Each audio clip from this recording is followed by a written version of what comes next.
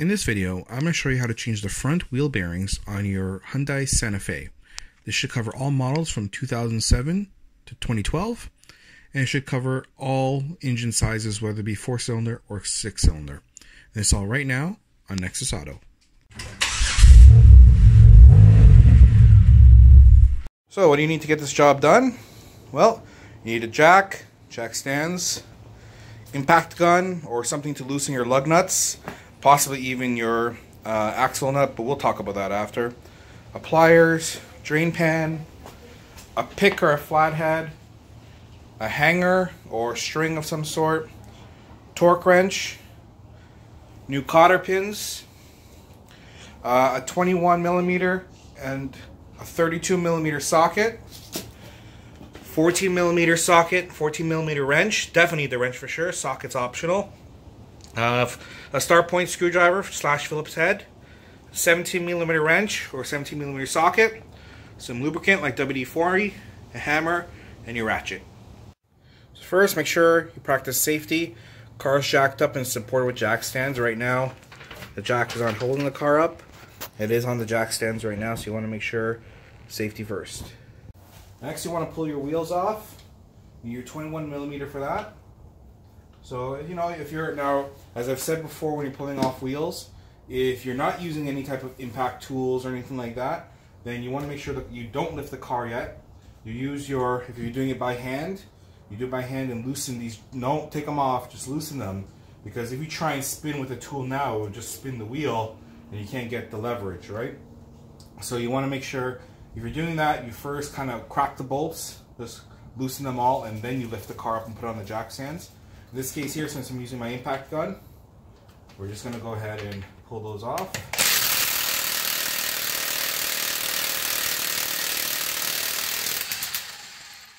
Yeah, notice this on the other side too. Whoever did this car previously really over tightened these. These should only be 80 foot-pounds. So you see how I'm trying to really go on that to get it off? That's a little unnatural for 80 foot-pounds.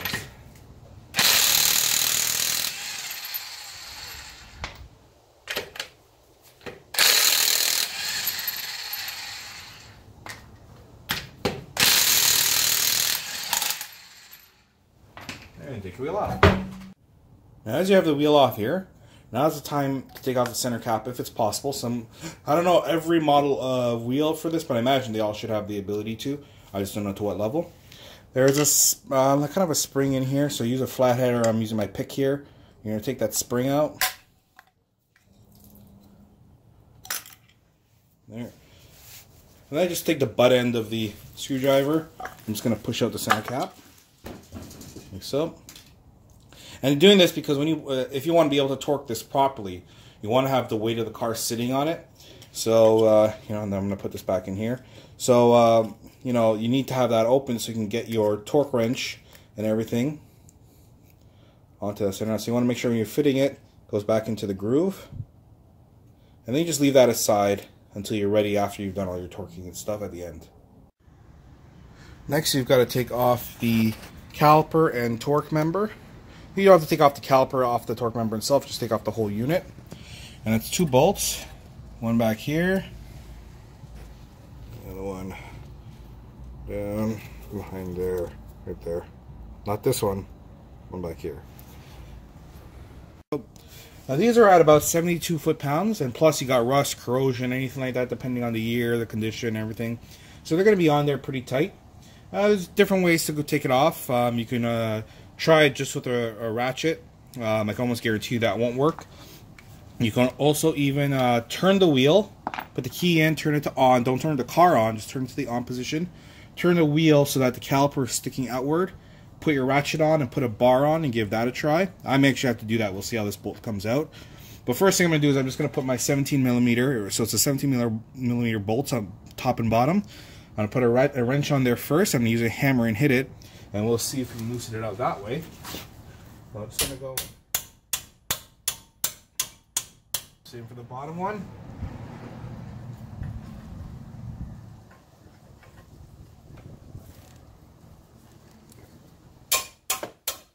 Once it does that, I'll just grab my 17mm socket on the ratchet and pull that off. Now, especially if you're doing the top one here, you may want to use an extension because there's the strut bolts down here, and they may get in the way, so using an extension would be helpful too. Got that one going, we'll do the bottom one.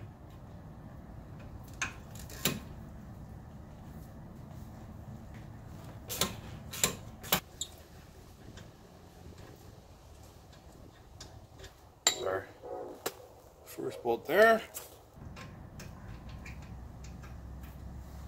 Second one there. And we'll just take this off.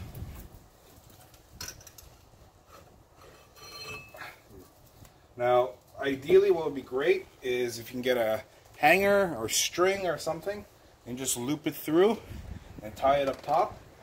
I'm just going to rest it up here on the strut, but that's still kind of risky, so don't necessarily do that. Use a hanger if you do have it. Okay, now we're going to take a star point screwdriver, Phillips head, that, and we're going to take out the screws here. There's already one missing here, probably from a previous brake job or anything like that, so we just have to worry about the one. As long as they're not corroded or anything, that should just come off with a breeze. I'll be honest with you, up to you what you would do with this, but I find these screws, they're helpful when you have to put everything back together, but they really don't affect the day-to-day operation, to be honest. So missing them are not a big deal. So if they get rusted, really rusted out, and you have to drill them out or anything like that, hopefully at a 2010 or 2011 cars you won't have to do that, but if they do, I mean, if you don't have a replacement, I mean, you should try and get the replacement for them. If you don't have to replace them right away. When you put everything on and the caliper on, it'll hold it together. But try and replace them if you ever can. In this case, though, that came off quite easily. So we're going to take the rotor off. Now when we do it, we place it down. Try and put it down somewhere clean or anything like that. Do not lay it down on the back. Lay it down on the front, on the hub side over here. Because you don't want any contaminants or anything like that getting on your disc. So we're just going to pull that right off. Alright, now comes actually one of the more trickier parts. And that's removing the cotter pin. And I say it's trickier because removing a cotter pin theoretically should be easy. But they do tend to break, corrode, anything like that. Warp. So I say right off the bat, make sure you have some new cotter pins, which is what I showed you at the beginning there. Either A, you probably should just use new cotter pins to begin with. But B, if you had intent of reusing these, if one breaks or anything, you don't want to be stuck in a jam. But I do say, you know what, honestly, just get new ones and put them in. So anyways, got pliers or anything, you're going to bend these forward. I also use my pick with this as well sometimes, depending on the condition of it or how tight it is. But hopefully all goes well. Now you try and bring these as straight as possible, as together as possible, because they got to come out the other end, right? So first I try and always bring them straight together and straighten them out.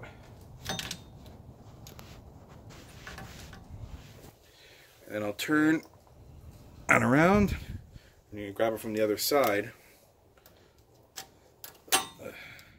This is where I'm getting my pick will come in handy, because it'll be in there. So let's try. Hopefully it all comes out well.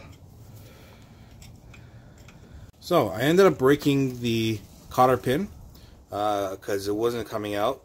So once I broke it, which is, let's see, it was this and this, so like that.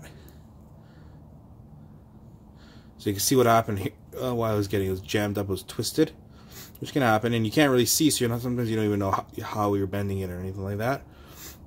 Anyways, broke it, and then I straightened it out.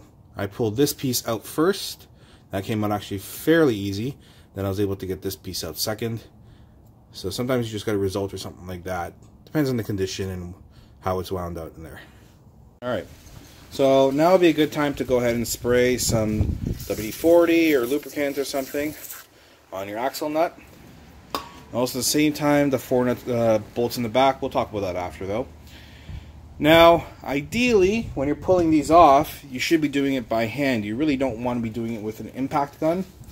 But let's be realistic. In a realistic world, First off, you try and do that by hand, it's going to spin the drive shaft, so you have to put the wheel back on, drop it back down with that opening I showed you, and try and get it off that way. And these are at different cars are different. This is 177 foot-pounds. So trying to break 170 foot-pounds, trying to loosen it off, not exactly the easiest thing to do. And especially if you're a novice or anything like that, even harder. So we are going to use an impact gun here with a 32mm socket.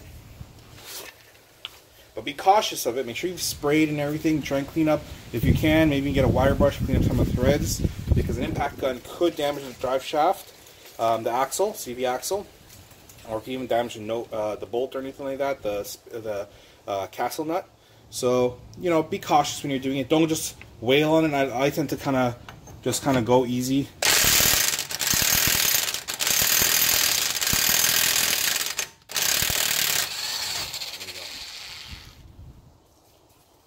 Okay,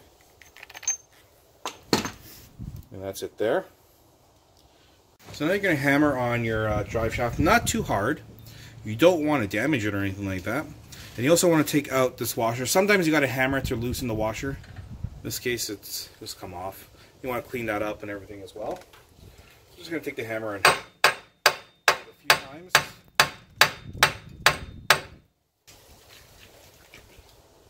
This one though is really in there. So normally you want to, you know, hit this a few times. If everything goes well, the drive shaft should release out from the back, kind of move back a bit, and give you some room to work with. If it doesn't do that, we're going to work around. We're going to take out the 4 bolts in the back. And I'm seeing even a lot of corrosion on there. So you want to make sure, again, you're spraying on the inside. Here, that's the bolts. 1. There's another one there. 2, 3.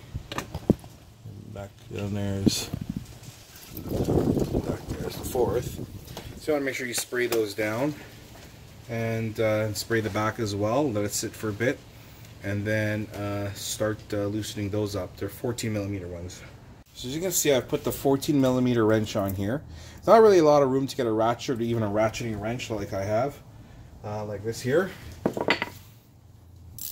Because even if, as you saw, the drive shaft is giving little problems coming out here. We'll work with that as we work around and see how it goes. But even if you're able to move around the drive shaft, if you get this loose and you're able to move it around, that's the intent. You know, there's not a lot of room to work with here. Now, additionally, if you really wanted to, you can actually loosen these bolts up here, and that'll actually allow the whole knuckle to kind of come forward, and you can move around with it a bit more and everything like that. But there's always a risk, of course, and these are pretty heavy-duty bolts to take out, so I'm trying to avoid doing that right now if we can. So right now, we're just going to go ahead, and I'm going to hammer right on here.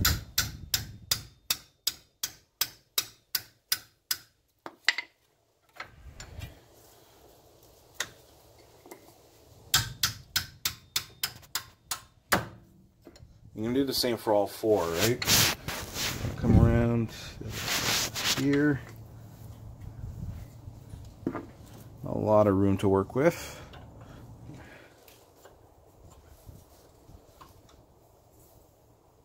Make sure you're using the box end.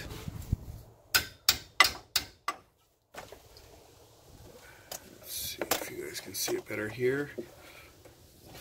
So, got this one here. And you can see there's not a lot of room because you've got the CV shaft here.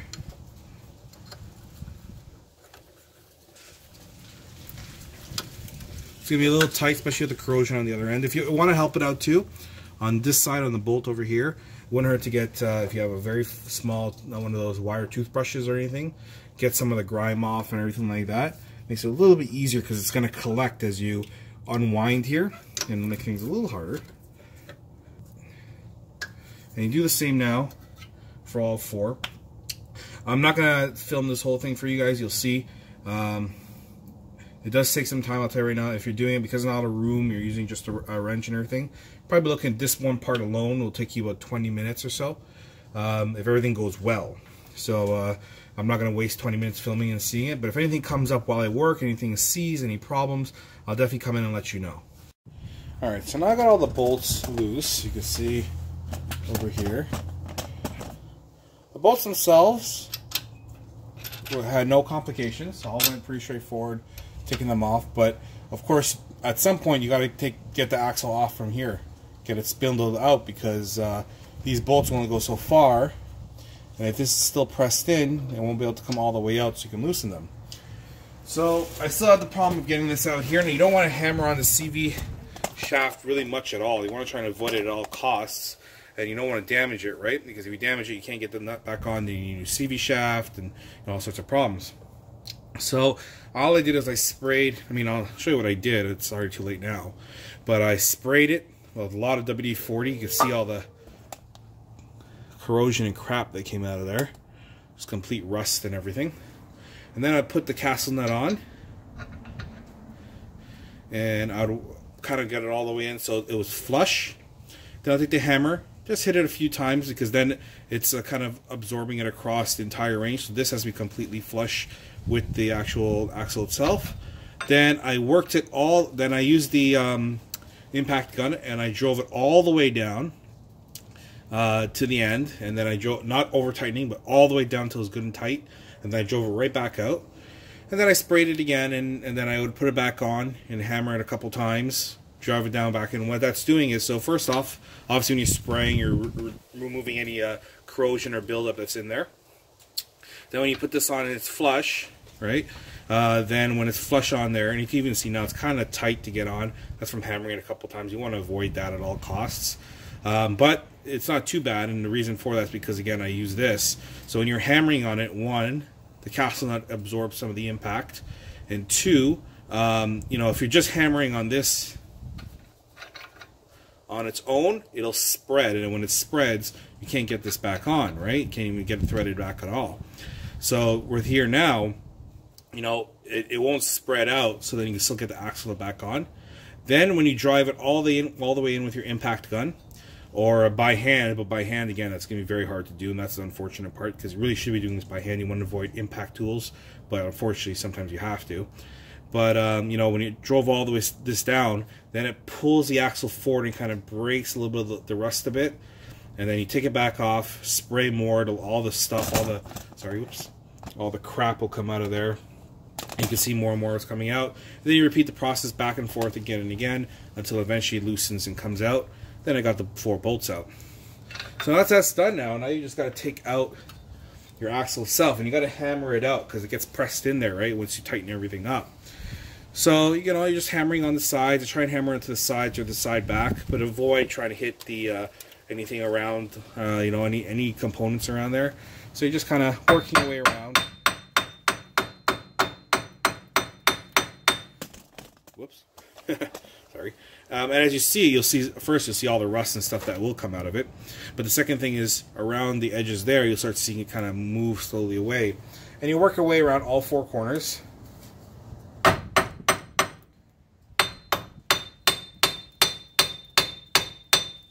It's coming now.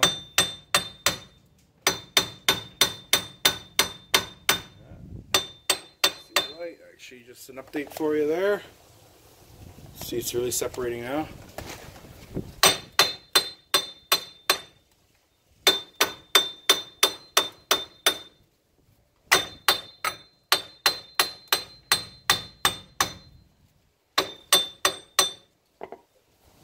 Oh, not yet.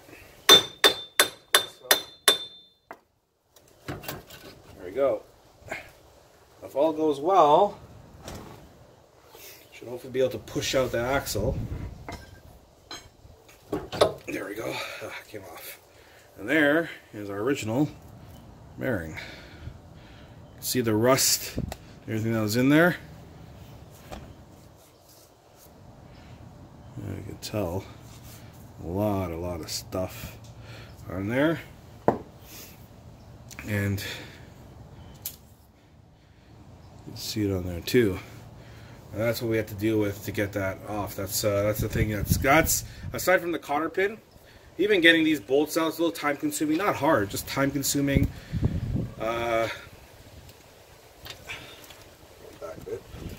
You know, so that's the first thing.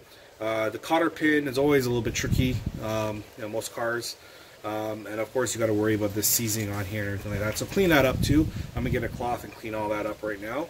Because you don't want to reintroduce that corrosion back on there. So clean it up and everything like that, and we put the new bearing on. Okay, so I cleaned up the shaft as much as possible. You can see this just came off this one shaft only. All this was a completely clean rag, so this is off of just that one shaft. So now we're going to put our new bearing on. Before you do want to compare. So the two things you want to compare, really, I mean you should compare everything, but the two things is to make sure that the bolt patterns match up. And the second thing is to make sure where the bolts match up here all matches up as well. Just going to open up the package. And you can actually just compare it either directly compared on here or compare it against the hub. I'm just going to compare it on here. I know this works anyways. So what you're going to do now is you're going to put it onto the shaft. Work it on. Actually, as I look, probably a good idea too, and I'm going to pause the video to do this, but around in here, clean up as well, because again, you want to try and clean up as much as possible, and there's actually quite a bit. I didn't see that there initially. It's quite a bit, so I'm going to stop for a second, clean up in there, and then we'll continue. Okay, so that's all done. I'm just going to feed that back in there. I didn't go too aggressive with it. You've got a sensor that's in there and everything. That's what these little fins are for. So that's to pick up on the sensor and things like that. So I don't want to overspray or over clean or scrub or into sand or anything. Clean up a bit, just get as much rust and stuff as you can out. So back to where we're going, we're putting this back on and we're just feeding that right onto the shaft.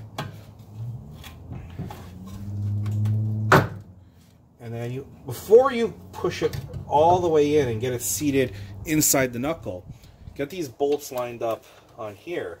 Because if it's against the knuckle, once you push it all the way in against the knuckle, if you have to make minor adjustments to get the bolts to go in, it's really hard to do because once it's pretty tight in there actually. So doing it now before you push it all the way in, just get it just a couple treads on all the way around, and then push it all the way in. Also, you got a better visual of it too. You can actually see what you're doing. Once all are in, just push it as far as it can go, because when you tighten up, that's going to do all the rest. So you're just going to take, I'm going to take my ratchet and start working off bolts. Now, just like with anything, when you do wheels or anything like that, I always like to go across. So I'll do the top one to about hand tight, the bottom one to hand tight, up here to hand tight, and down here to hand tight. And then after that, you do your torquing and everything. They go to 72 foot-pounds each bolt. But for now, we're just going to go hand tight 1, 2, 3, 4.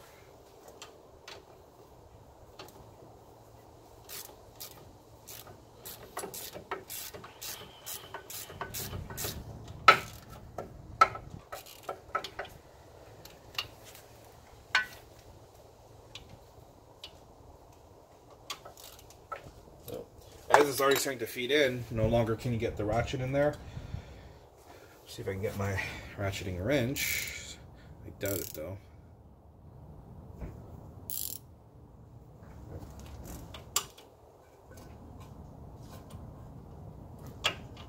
Nope.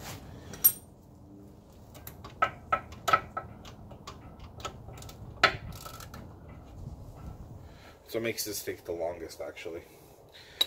So you get the idea. I'm not going to waste your time because again, that's what takes a lot of time doing these 4 bolts. It's because with the drive shaft, especially as it, the CV shaft, as this starts coming in, it limits some of the room you have back there. So you have to do it with a wrench and it takes some time. Even getting a ratchet or wrench, again, I'll show you guys why in case you're wondering. Right, the ratcheting wrench has a bigger head. It doesn't quite fit. That's the type of range we're dealing with, how narrow it is. So keep that in mind when you're working. I'm just going to stop now. You get the idea. Like I said, hand tight 1, 2, 3, 4. That's how I'm doing it. So, you may wonder to yourself, how do you go in and torque these up? You know, it's not a lot of room to work with. Well, you go into the car, put the key to the on position, turn the wheel. You can torque the first 2 bolts. Then you go in, turn the wheel the other way, and torque the other 2. Now, I had a smaller torque wrench. Unfortunately, the bucket on me a couple weeks back and I haven't replaced it. So I'm using my bigger one set to the same thing, 72 foot-pounds. So I'm just going to go in here, like that. I'm going to go to our 72.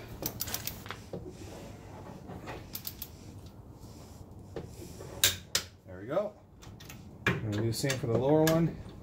So obviously if you had a smaller torque wrench, a little bit easier, but this does the job just fine. There we go. Make sure those are all to proper specifications. And then I'll go in now, I won't film the other two, but the same thing for the other side. Turn the wheel now, so the whole assembly is turned. And then you do the same for the other two bolts. So now you'll put that washer on here, and hopefully you've cleaned it up a bit and everything like that. We'll put that on there.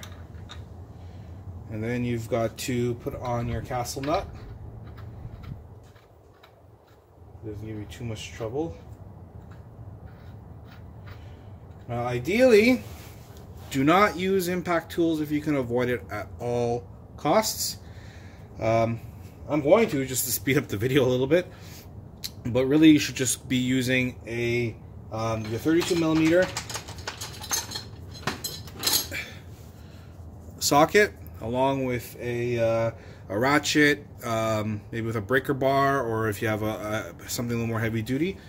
This actually, I think I said earlier in the video, it's 177 foot-pounds. That was a mistake. My apologies if I did say that. I don't recall. But it was 100. It's actually 188 foot-pounds. And there's no way you can actually do that because the axle is going to spin as you go once you get to a certain point. So that's why you have the opening in the wheel. We'll get to that in a bit. But for now, you go with this as tight as possible until the axle spins. I am going to use the gun. Do not use the gun. I'm only doing this for the purpose of the video so we can speed this up, but really you should be doing it with a ratchet or anything like that. So I'm just going to put the gun on here.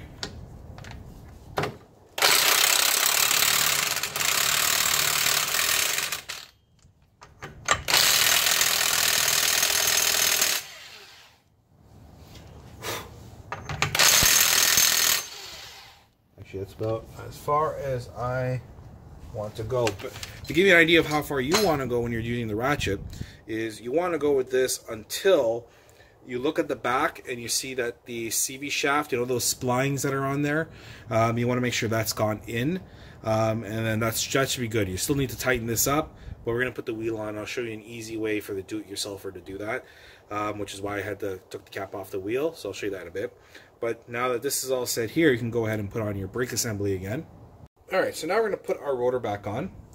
Now when you look at the rotor, you'll note that the two screws, where they are, and compared to the lugs, and when you look over here, you'll see the same thing. So you can't just put it, for example, on like this. Let's see. Because the screw holes won't match up. The screws are on this side. So these can only go on one way. So in this case here, it actually goes like this.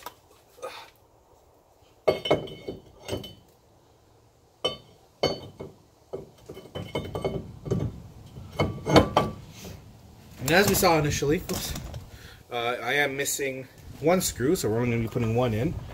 They basically just go to hand tight. So don't be using any power tools or anything like that here. They're just basically to hold it down. It's good. So now you go ahead and put your torque member back on, and you're going to put your two bolts in the back. So we're going to make sure it's lined up. It's going to be fairly tight because, you know, this is pads that are in use, so they're pretty much where they're supposed to be as far as the position and so on. Which everything should go on okay. Once on, you line up your top bolt, put that on there, get the kind of catch, tighten it up. Do the same for the bottom one.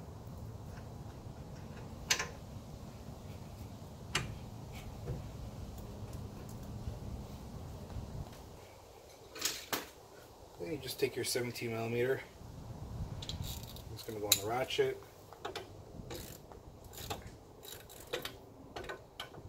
And these two go to 72 foot-pounds as well.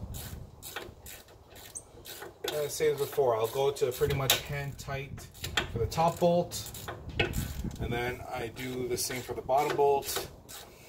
And then same thing like I showed you before, you take your key, put it to the on position, turn the wheel, and then you can torque it to 72 foot-pounds.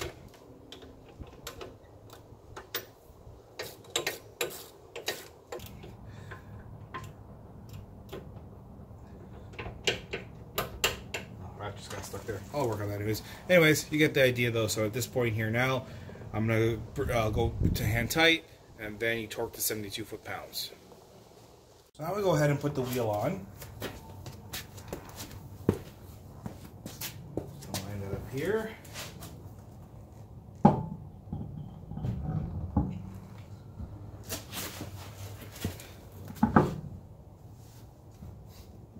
And you'll notice the center cap is not on right now. Put our lugs on. And in case you're not aware, when you tighten lug nuts, you make sure you do it in a star pattern.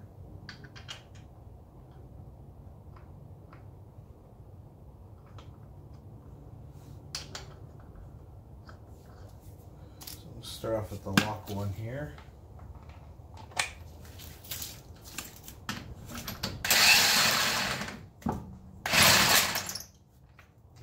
Now we're not going to be torquing them up or anything, because the idea will be that we are going to tighten these up. If you're doing both sides, you do both wheels. Then you drop the car down, and you can get your 32 millimeter socket in here with the weight of the car sitting on it, and be able to torque that to 188 foot-pounds. Then you got to lift it back up, take the wheels off, put your cotter pin in, and then tighten everything up. So that's what we're going to do here. That's the only way to truly guarantee you get it done correctly.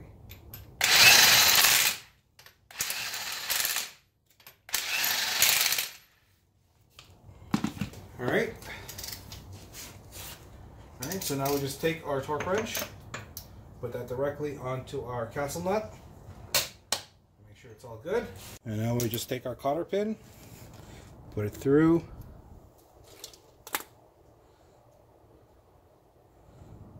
Make sure it seats pretty well there. And just use your pliers.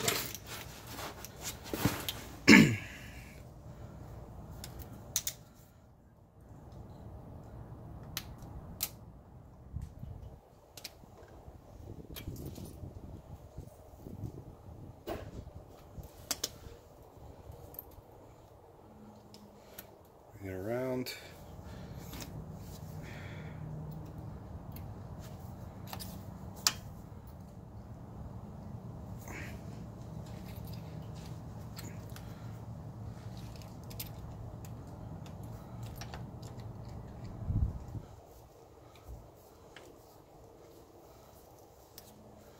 I like to try and twist it in two different spots. That's the most ideal thing here. Last but not least, you just got to torque up the wheels, and of course put in your dust cap. So that, you just line up there, and you can just give it a good hit, and it goes in. And again, as I said, 80 foot-pounds.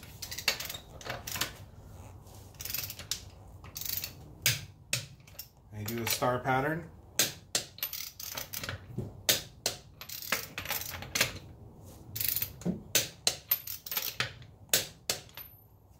And you're all done. Thank you all very much for watching. I hope this video has helped you out here today. Now let's go through some of the YouTube stuff, shall we? Don't forget to like and subscribe if this video has helped you out. And if you want to see my future videos, I try and put out one at least once a week. Make sure to hit notifications as well, just so you can get those videos. On the flip side to that, if you didn't like the video for whatever reason and you do dislike it, not a problem. Feel free to leave in the comments of why you disliked it, whether it be something I did wrong, whether it's something you didn't like in the video. By all means, just let me know so I can keep making the best content possible. It's kind of the whole point of it, so make sure to do that. Speaking of the comments, if you have any questions, concerns, anything you want to add on, anything you see you can do better, anything that maybe you add on and it actually is worse, Whatever it is, feel free to leave it in the comments. Nothing wrong with that. I always try and answer whenever I can. It may not be the same day, next day, whatever, but I try and answer all comments. So make sure to leave that as well. Once again, I want to thank you very, very much for watching the video, and I'll see you next time.